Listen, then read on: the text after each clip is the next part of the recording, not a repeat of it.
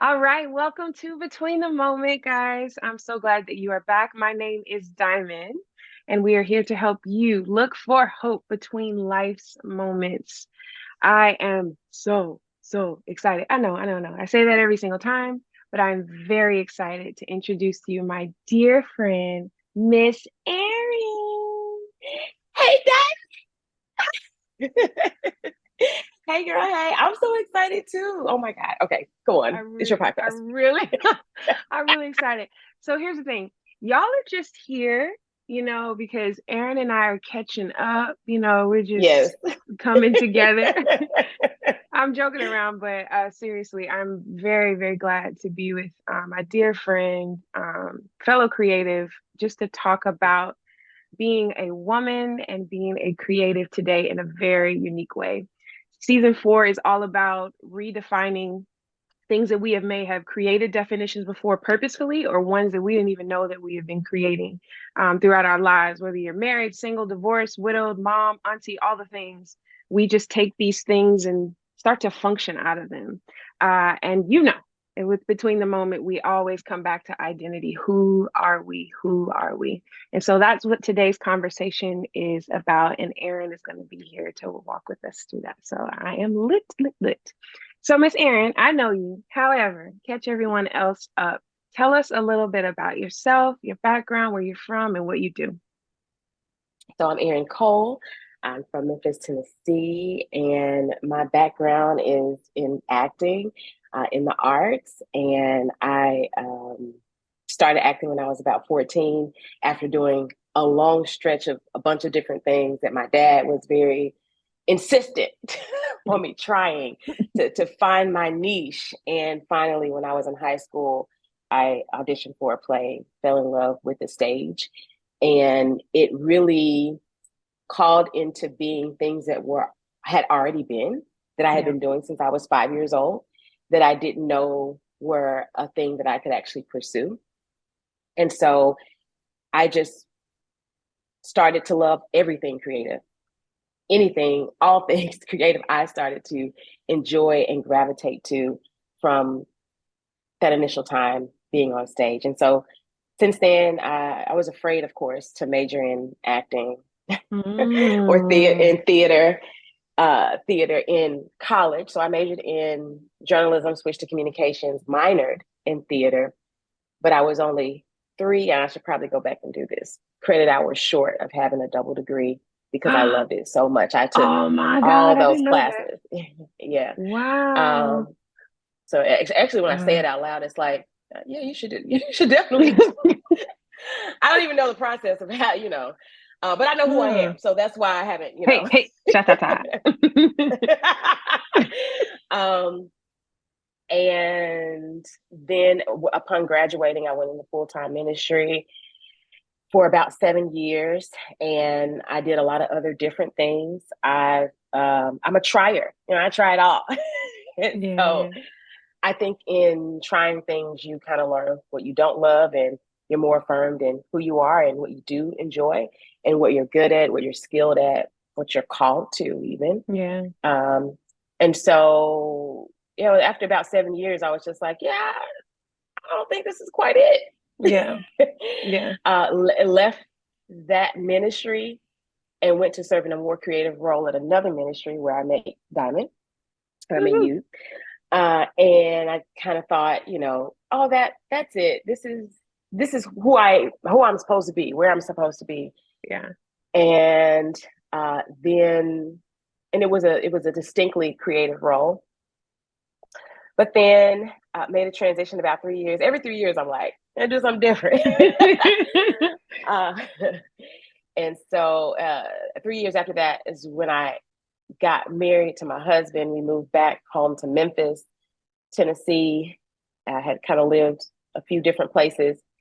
And I went back to another church in a more operational administrative role that I already Mm. knew that wasn't me, but I did it because I was like, oh, I can make a salary, Right. a Stability. real one. Yeah. Yeah. So let Yeah. me do this, and let me do it because I can, right? Mm. And it's just just because you can do something doesn't mean it's the thing that you need to be doing. So Yeesh. I did that until I lost my mind, almost quite literally. I was Yeah, like, no. I think I'm having a panic attack. And that's not Yeah. something that's not a part of my history. So I didn't know what Yeah. was going on. And that led me out of that and that ministry. And here, the thing that's going on in the periphery, the entire, probably for about 10 years of this time span, from the time that I left the last job I'm talking about, where I went back into the admin role, was that I had my own creative business called Art with a Heartbeat, where I was side hustling, doing creative jobs. And I had that for 10 years. And I was doing that on the side. That's what I really wanted to do. But I was Right. still afraid to do that. Mm. And so I finally just decided after 3 years at the last place, yeah, this is not for me. And Mm. I'm gonna commit to Art with a Heartbeat and see where this goes. So in that, I wrote a couple of plays, produced them, did a couple of festivals for minority women in art, and just kind of exploring all things creative, like I said. Yes, for sure. And I was able to land my first like major contract because of the focus that I had just Mm. as a full-time creative. And that really kind of blessed my life. You know, when you're used to raising your own money or your own Mm-hmm. support, Mm-hmm. and you're just like, I'm just glad I got this $25,000 paycheck. Whoa, woo, woo, woo. And then someone wants to pay you, so Yeah. it's a little bit more, so you get Yeah. excited about that, and Yeah. so your mind can't really even fathom what's possible because you're focused on what you have right in front of you. Right. And so I hadn't even dreamed of, you know, somebody would pay me $100,000 to do something I want to do anyway, Yeah. and on my own terms and in my own Right. time. Right. Right. What are you talking about? Yes. Check. And it wasn't acting. It wasn't acting. Let me say that. Yeah. I was using acting skills to do other things for corporate companies, right? Mm. So there are a lot of different. I think people think, oh, I'm a actress or I'm a writer, so I got to go to Hollywood. No, No. baby. Yeah. everybody needs creatives. Yeah. Um, so just kind of finding um, innovative ways to use your creativity in spaces that may not have known they needed it, Yeah. and using their budget to do Right. Yeah. and on your Oh, time to do right. what. Yeah. Yeah. I love that. Now you did So this for my listeners. We have some listeners who may be getting this audio and not necessarily seeing us live on YouTube. If you aren't subscribed, go ahead. That's your call right now to do that on please whatever subscribe. platform work for you. But she put air quotes around creative. So I want to kind of go there. I have some other things to Yes. ask you, but when is the first time you heard the word creative? Like So growing up or what? I feel like it's been in the social media age. Honestly, I don't Mm, remember it. me I mean, I either. knew I'm like, what I is this? I know what creativity is, and of course I've Right, heard the word creative, but as a category of right. person, yeah, and I use it only to help people Clarify. Yeah, identify, yeah. what it is that I do.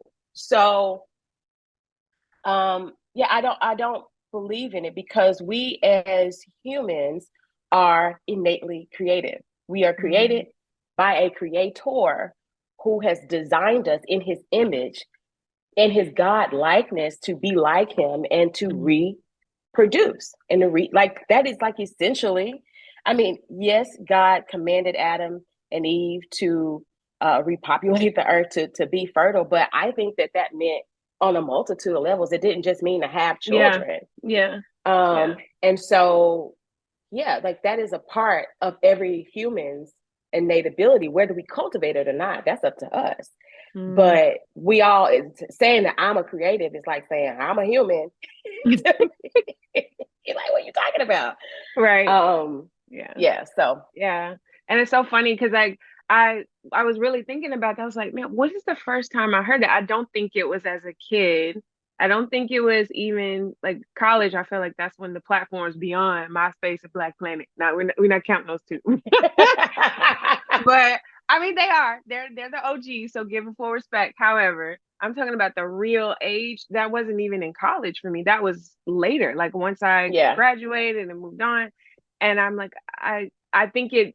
I think the intent that I receive. I'm sure there's other intentions, but the intent that I receive is that it's supposed to broaden the reality when actually it's the design. And I love how you said that because it's what God made us to do in different ways. Because some people are administratively like systematic and Creative. creative. Yes. But then Thank God, others, because I ain't.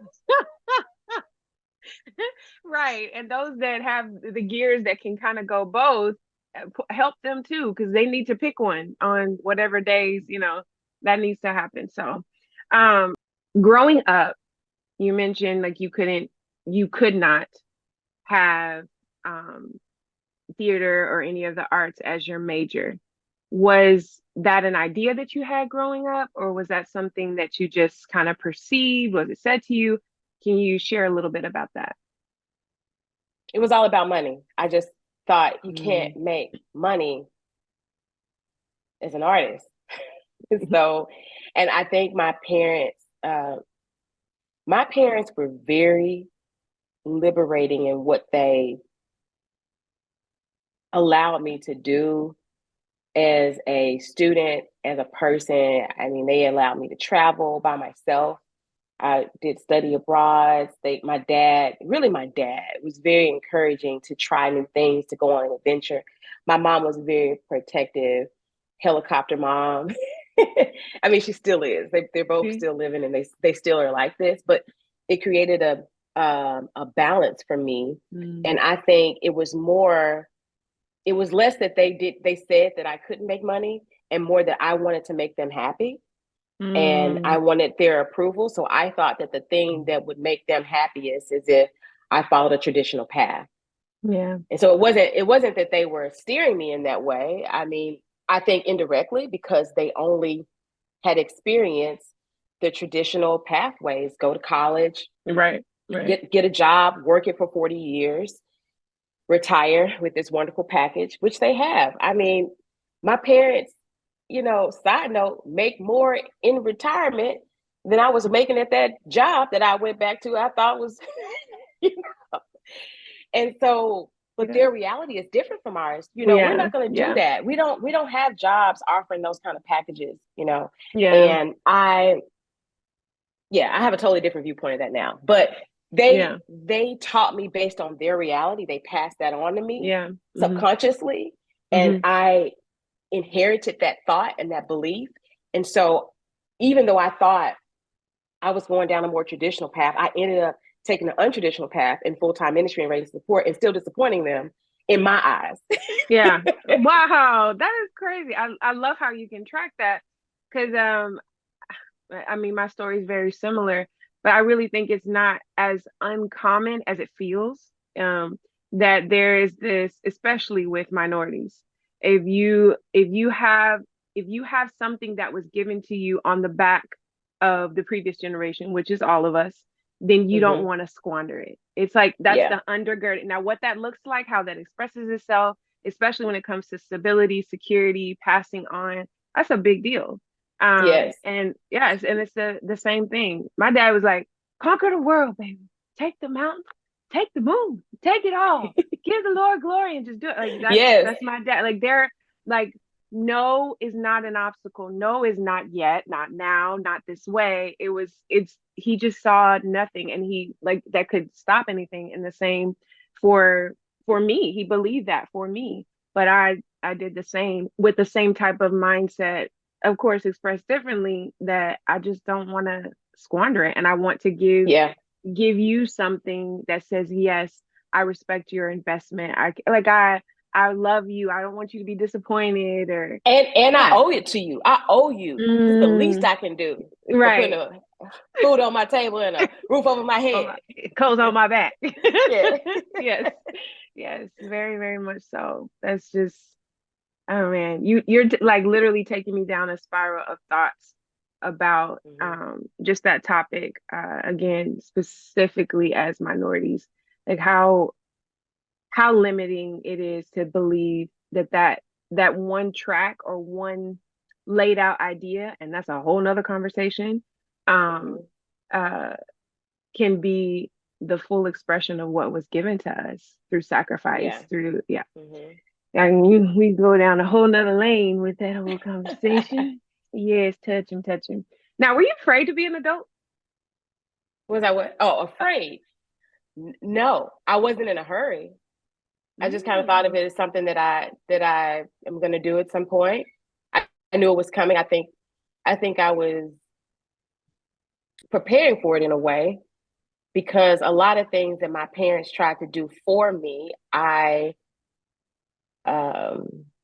took control of.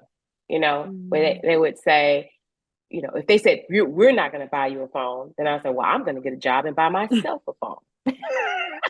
Like what? And so I always wanted to do things independently, always. And I also think that comes from my dad telling me to be independent. So I think he trained me for that, but I also enjoy my youth. I never had that ache. Like, I can't wait to be 18. I don't remember feeling that way whatsoever. And I wasn't afraid to be an adult because I was just so well adjusted, but because I didn't understand what that meant. Yeah. Just like, I'm just living my life. Right. I don't, Lord, girl, I didn't know I should be afraid. But I definitely should have been afraid. Eyes wide, just like, listen. Right. Okay, if you are under 18 and you listen to this, please listen. Please, I beg of you. But it goes with this. It goes with the same question. I wanted to make my parents happy. It's the least I can do for what you've done for me. Therefore, I am going to pursue independence so that you don't have to think about me in this way. So my pursuit of adulthood was also, I believe, in its essence, based in me wanting my parents to be happy with me. Yeah. When we boil it down to simple desires. Yeah. Let's stay on this lane. So how would you, like you kind of shared it already, but give us a little more color into your development as a woman and finding out how creative you are. Like, if you could just give an overview of that. Like, I'm growing up, I know I want to be independent. I have this desire to please my parents. But I know I'm creative, but I don't want to waste their investment, and I owe you. Like, how was all of that coming together for you specifically as you grew in your creativity? If that question makes sense. Man, that's such a, I feel like this question has the potential to get deeply philosophical very quickly. But I feel like, how do I say this in this generation without sounding whatever the thing is that you sound, sexist, or I don't know. But I feel like there's so much space to become creative as a woman because it's socially accepted to be in tune with your emotions and to be, expressive. It almost makes me sad because I don't think men have the same freedom in creativity as women do. Because of that, you know what I mean? Like, it's just if you're a theater kid and you're a girl, you're wonderful, you're golden. But if you're a theater kid and you're a boy, people always make these assumptions, right? Yeah. About your masculinity or your femininity. So I just feel like being a woman supported my journey into becoming the air quote creative. It allowed me to explore it. And then watching the women in my family, women are the most innovative creatures. Girl. Wait, you talking about my grandmama who made something out of nothing. I was waiting for her to come up. In a Hollywood second. I'm like, what whatever you didn't have in the house, she was gonna make it. I you love know? that. Yeah. And so I just think that there was like a literally creative life cultivated without you going to a coffee shop, sitting down and writing a script or painting something. Mind you, my grandmother did all those things. She wrote. She never shared a lot of the stuff publicly, but she could draw, she could sew, she could knit, she was a painter, she wrote. Like, and nobody would know that about her. People knew that she was the first lady of the church. But people didn't understand the length and breadth of her creativity. I didn't even think I was going to talk about this, but when I think about a creative life, it's like in everything that I'm doing, creativity is oozing out of me. Creativity is the ability to find a resource where there is none. You know, there. So, and I think because women are depended on in our society by everybody, then we are forced to become creative in ways that we are probably not trying to become creative. Yeah. And so therefore the creative life is almost handed to you because that's what society expects you. You're a woman, figure it out. Yeah. Ooh. Yeah. That is so good.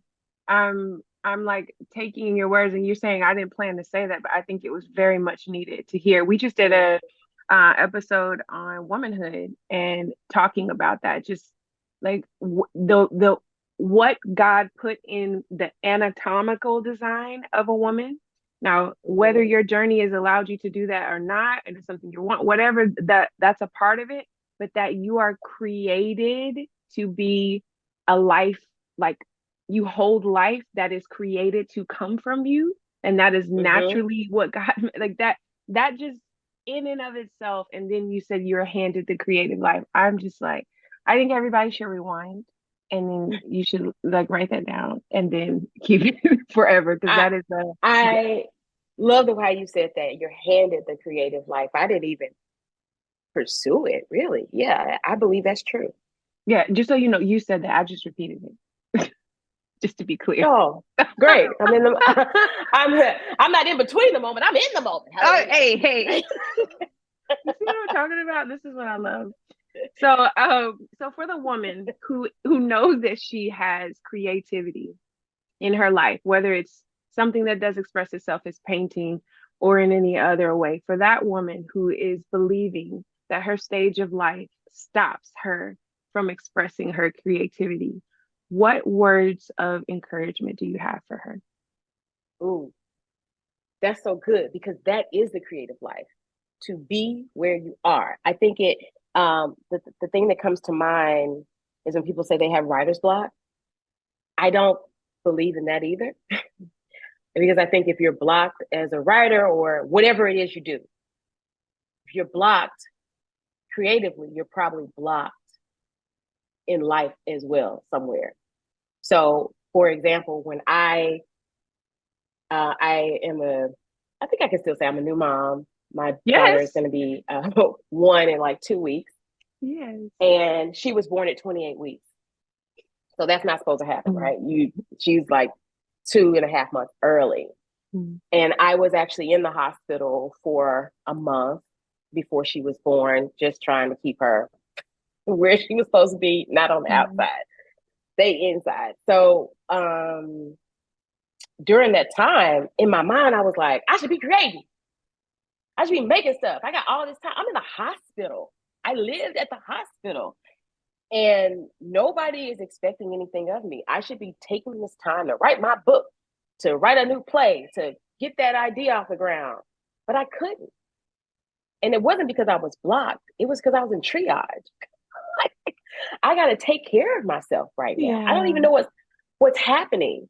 And so, but I do think that allowing yourself to process your feelings is the step before making a great creative thing, because all art comes from authenticity. And if you aren't living a truly vulnerable life day to day and being in the moment that you are actually in, like be fully present. If you, in this season, you may not be like writing what you want to write or creating things you want to be creating, but where are you? How do you feel? what is that making you? What's your experience of life? What's your experience of yourself? What are your genuine thoughts? Makes me think of Psalms 32, 3 through 5. This is when I kept silent, my bones wasted away through groaning all day long. Um, for day and night, your hand was heavy upon me. My strength was dried up as the heat in the summer.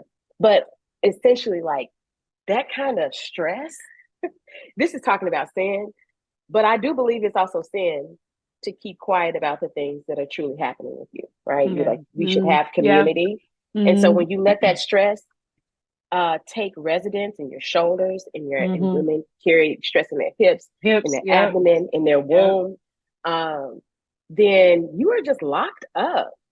And of course, you're gonna feel like you blocked, but you really need to figure out what triage is when you urgently figure out the problem, right? Yeah. And so if I can live presently in the moment that I am in and constantly release that the feelings that I'm having, it may not be today, but maybe next year, those same feelings will lead to something creative. So it's all a part of the creative life. I need these feelings of feeling blocked or feeling like I can't. And I need to process through them in those moments in order to get to the thing that I think, wow, that's a beautiful creation.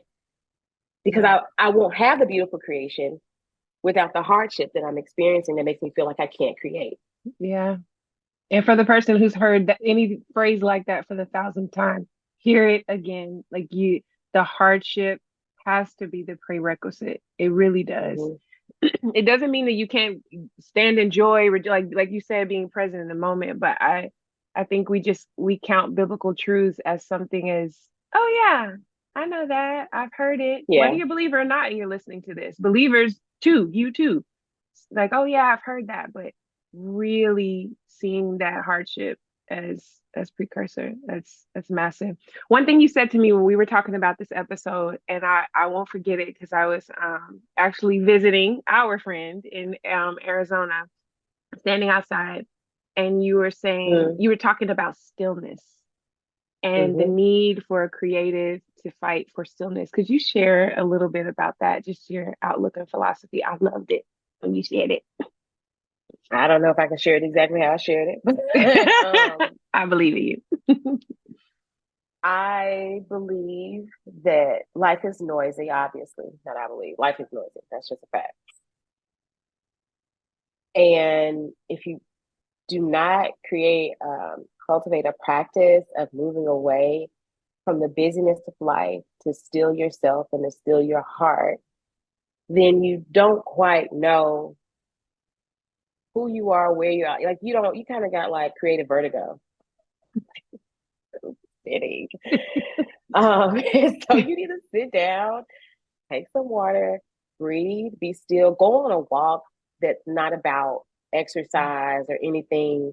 It's just a walk to observe, or just sit in a place and stop, and just kind of still yourself so that you can recognize yourself, recognize your starting point, and place yourself in a place of vulnerability with yourself.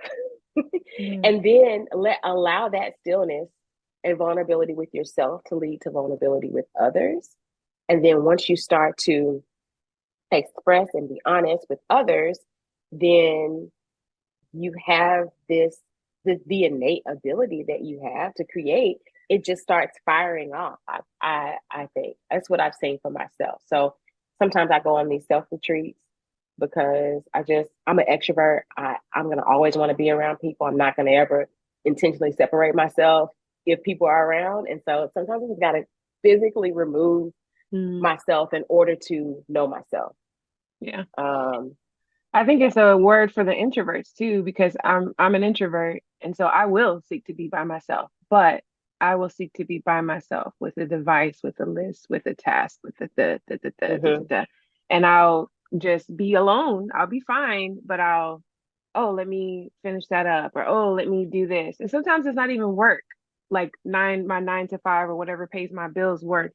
It could just be, oh, I promised this person I would take a look at this, or Mm-hmm. whatever, just like tasks, or my kids, they need to, did they send that email? Did I finish with that teacher? And just I'm alone, but I'm not still. And Yeah. I'm just, And and I'm, yeah, yeah. we see this. I didn't make this up. This is not, uh, I'm only creative because I was created. And we Mm. see this with Jesus. He models, he's the most creative, masterful communicator I've ever seen in my life. He models stillness when he is about to speak in front of a group of people and use those creative and persuasive words to, like, he's such a good communicator because he's such a good listener.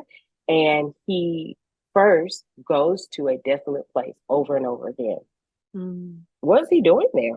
Desolate sounds so awful. It does. Like, It does. I don't want to go. I don't want to go. No.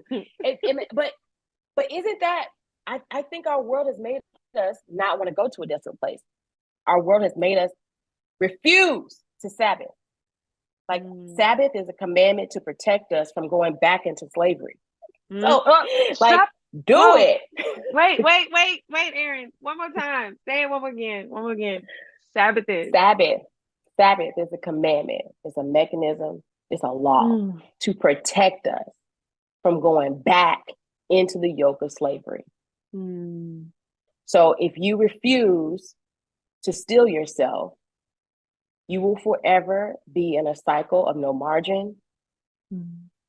blockage, lack of creativity, lack of self-worth, thinking that you always need something aside from yourself. You are enough, you have everything you need to do the thing that you want to do, to create the thing that you want to create. But you don't know that because you're cloudy, you're clouded, you got too much going on. I'm speaking about myself. Mirror conversations. Yes. Receive. Wow. um, Wow. and I know that especially women are like that. Like, going back to how people depend on us for all the things. I mean, I feel that I felt that before becoming a mother, but even now I'm like, Diamond, you over here doing this times three. And it's not just the children. It's Right. the expectation, Yeah. um, Yeah. and the responsibility that whether it's there or not. Like, even if your kids go away somewhere, you still feel responsible. You Very. constantly are thinking about them and their needs and not messing up Yeah. their life. Yes. It's like, did I break you from afar? Like, how did I do Yeah. that? Yeah. And So, the uh yeah, that I that stillness is required mm, to become the person that does the thing that you've always wanted to do. yeah, it is. And the one of the key phrases for between the moment is to pause and then move. So there are moments where you really do have to take a pause. They're meant Mm-hmm. to be, yes, you got to be still, but don't just stay there. You have to move. And kind of segue into our next part of this episode is we have mindful momentums. We want to be mindful where we are, but they need to be momentous. Like, how does it actually move you forward? And I'm really grateful that you were present on this episode because the things that you're Mm-hmm. saying are not, they're not divided from who God has made us to be. So if Yeah. there's, like one of my phrases for the wives chat, another part of between the moment specifically geared towards wives is everything that God has called you to be as a wife, he first called you to be as a woman and daughter after his own heart. Like he didn't Yes. invent like being a wife as this whole new thing that is like number one, better than anything else or better than anyone else. It is just an expression of this deep rooted identity and Mm-hmm. creativity and being air quotes again our phrase for the episode creative Mm-hmm. um, is the same thing and I really pray that women that are listening to this, I know that even for myself to go back Mm-hmm. and say, all right, how am I embracing the creativity that I'm handed? Like my God isn't ignorant to this season of my life. If anything, he's Yeah. intentional and challenging me to be creative in this season in my life. And how am I doing that honestly, openly with the stillness? How am I cultivating that? How am I looking for it? How am I being honest about my journey? Mm-hmm. All of these things that we talked about. There's much to just go back, grab your favorite cup of tea or whatever else you want to have, and to really process through it. So you need to rewind. I know I've joked through this episode, That's real. Go back. Do what you need to do to say, Lord, let's have some real conversation. Friend, let's have some real conversation. And even spouse, special significant other, and we're heading in that direction. Let's have a significant conversation about who I am and yeah, what I need to continue moving forward. Went on a whole cycle, but back to the mindful Mm-hmm. momentums. I would love to hear from you a mindful momentum for women and our creative ladies out there that just need to be reminded. Um, if there is a myth that you've had that you would like to put out there and say, listen, I believe this. I really encourage you not to latch onto that. And then whatever truth you're holding on to now in this season. Okay, so there are two myths. One I already mentioned is that I need something else aside, outside of myself to begin or to do Mm. the thing. You already have everything you need, sis. Period. Just go be still and get with God. You have Him. You have you. You have your experience. You have your desires, your passions. Therefore, you have your creativity. So you don't need anything else. I think becoming an expert at things is good, but you don't need that to begin. You should always seek to improve yourself, go take a class, be in a community, grow in your discipline. But I don't think you need that to start something that has been looming heavy on your heart or, in your mind for years and years and years, or something that maybe you used to do that you don't do anymore because seasons change. Mm. I don't think you get to that thing. As creators and artists, we want everything that we do to be, a hit. It's just What is a hit? Tell me. What is a hit? a Tell me. number one. We was on Billboard for 100 weeks, Oh, and it's like snap. you don't you don't just get to that, right? That's a Mm. lot of self-editing that happens. You have to produce the art on the way to the 100-week Billboard chart thing, Yeah. Yeah. So if you're not sharing your creativity, you're never going to get to the thing that you think, the greatness that you think you have in you. Mm. So you have everything you need to either begin or continue or even do greater than what you've done. The second myth is that once I start doing something and people like that thing and associate with me with that thing, that I have to keep doing that thing. And Mm. I think Mm. my dad's pushing me into a lot of different things. Like I played tennis, I was a cheerleader, I was a majorette, I was a lot of different taekwondo, just a lot of different stuff. I just tried, failed, didn't do great at everything until I found the thing that I really loved. And then people said I'm great at it. So okay, now you can't do anything else because this is how people Mm. know you. Yeah. And that is just really not true. Brands all the time make new brands. I think it's so funny. I was listening to an interview podcast or something, marketing gurus talking about Lexus and how they came to be Lexus. And Toyota was sitting in the room and said, we want a luxury car. And so, how do we create a luxury car? But in the discussion, they discovered that people just do not associate Toyota with With luxury. yeah. So they decided to create a whole new brand, which is Lexus. So it stands for Luxury Export to the US because they were in some other country creating it. That's the Lexus. And it's a whole new brand. I own a Lexus. I love my Lexus. I did not want a Toyota. I fully knew that a Lexus was a Toyota when I bought it, but I wanted the Lexus. And because Oh, that's a whole new brand, but the Lexus wow. is still the Toyota. So if you want to do something different, you can make as many brands as you want and still be one and still be authentic and true to who you Mm. are. Mm. So you don't have to subscribe to use other people's ideations about you as information, but not as your identity. Amen. You don't have to do the same things as. Right. I love the sis. Don't the sis make you feel like, she just talking to you? She just put your name in that whole phrase. Cause cause I know how it is. Yes. It is so, it's just so good.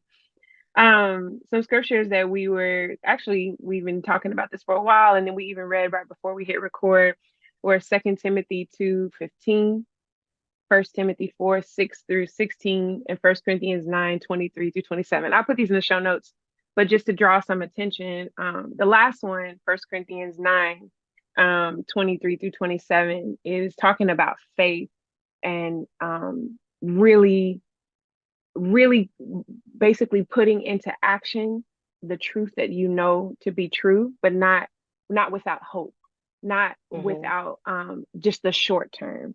And the the backdrop, the foundation, really the fuel for this whole thing that goes back to identity is coming back to that faith and seeing that what everything that we talked about and shared is definitely going to take you and the Lord. So those two mindful momentums at the end, like I already said, get your cup or whatever, and do some really good wrestling. Let's not like just take this in. This is a call for a life check, to really look at Mm-hmm. yourself.